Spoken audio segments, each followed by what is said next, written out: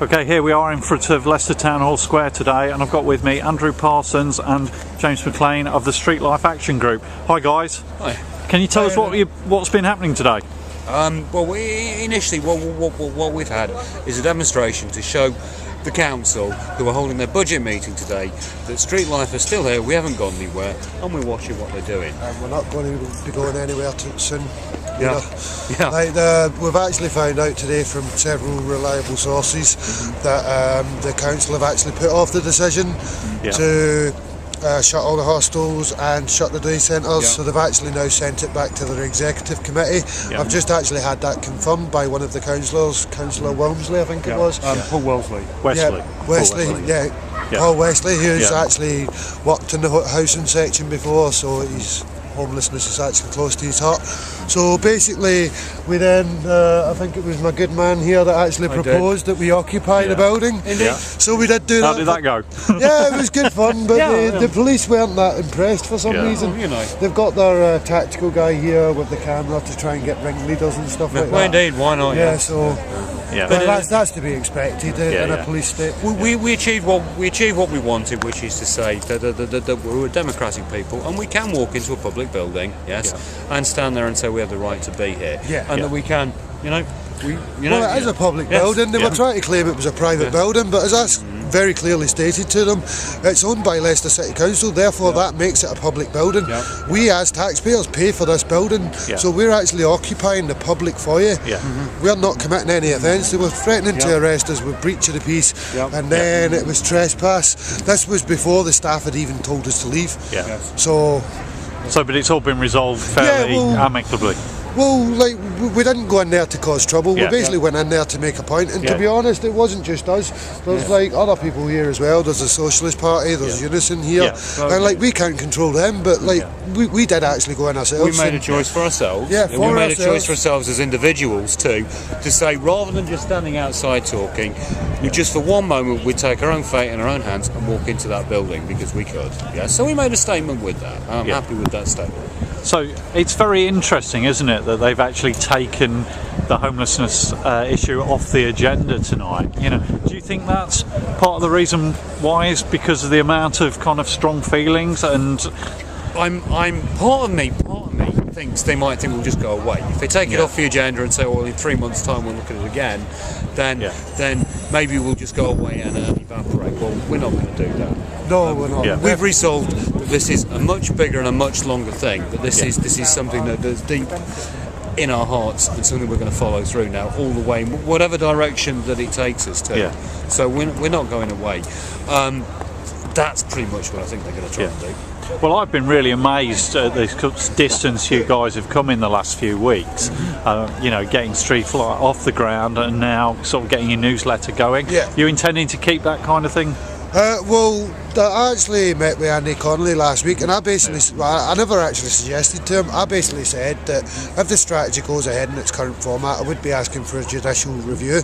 Now, the reason for that was because, the consultation process, to be honest, it was a bit of a sham.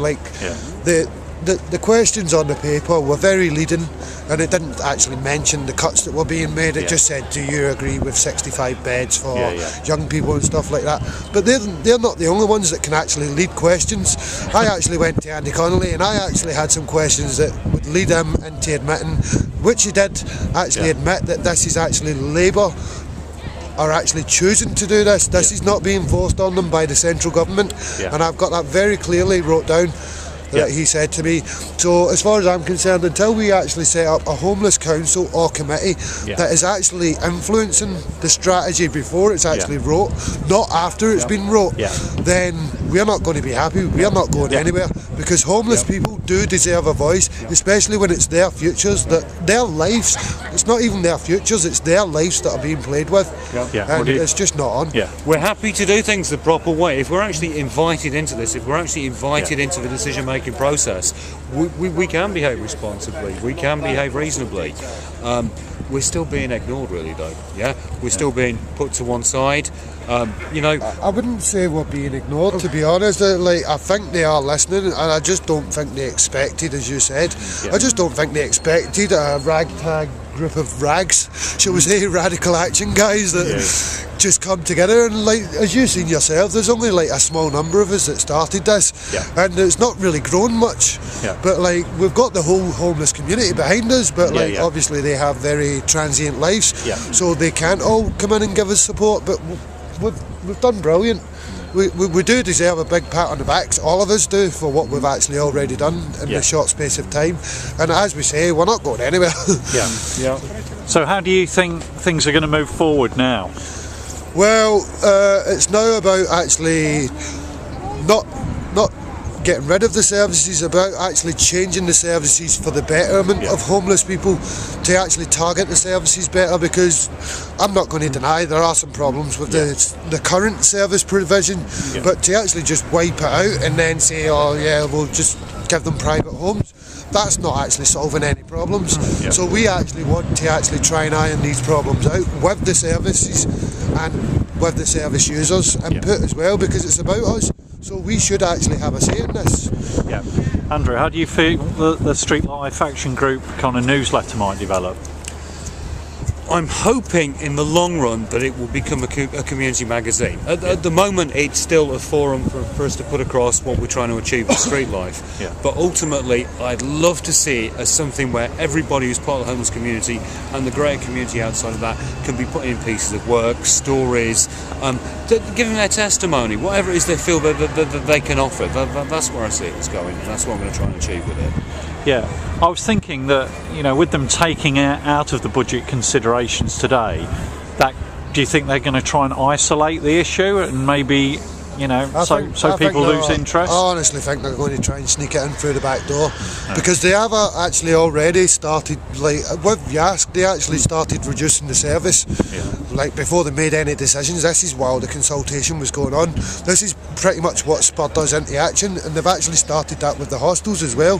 They have actually started moving people out already. So as far as I'm concerned, that is still their intention, because they still do have to save, I think it's like 2.2 million over the next 2 years, although Andy Connolly did assure me that that has now been put back to 2016, so they want to save 2.2 million but over that period. So whether that's true or not, because like I've only ever met Andy Connolly once or twice, I don't, to be honest, like I take it very hard to judge people. It's like I've been marginalised all my life, so someone telling me something that doesn't really mean anything to me.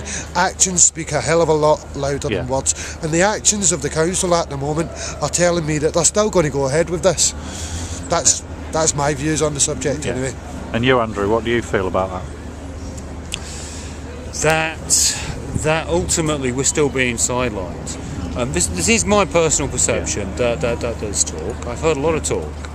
We're still being sidelined. We're still being included at the level where a manager comes up and says, "Well, what do you think?" glibly to us, you know, and maybe writes a few things down and then goes off into some clandestine meeting somewhere else where things are discussed behind our backs. That's the level we're at the moment. And that makes me angry, because if they want us to take them seriously, because they need us, not just Street Life, but the whole of the homeless community, to take them seriously to implement those changes, we have to be included openly and honestly, not just as an afterthought, not just as a manager tacking a few questions into a meeting we're not allowed to be at. So do you both feel like it would be a positive thing to, say, set up a Leicester Homeless Council to sort of like get people around the table? They're going to have to do this. I mean, at some level, it's done all over the country. It's not like all over the country. It actually already happens. It happens in Glasgow, I know for sure. It happens in Ireland. Like I've been to Ireland, and I think I'm not sure. No, not in Northern Ireland, but in the Republic of Ireland, it's done all over the world. So why have we not got a voice in Leicester? Especially when Leicester last year in the summer actually had the highest number of rough sleepers outside of London. Like we really need a voice in Leicester, because we've been marginalised for too long, and we're not going to take it anymore, pretty much. Okay guys, thanks for talking to us today, and good luck with everything. Not a problem, thank you.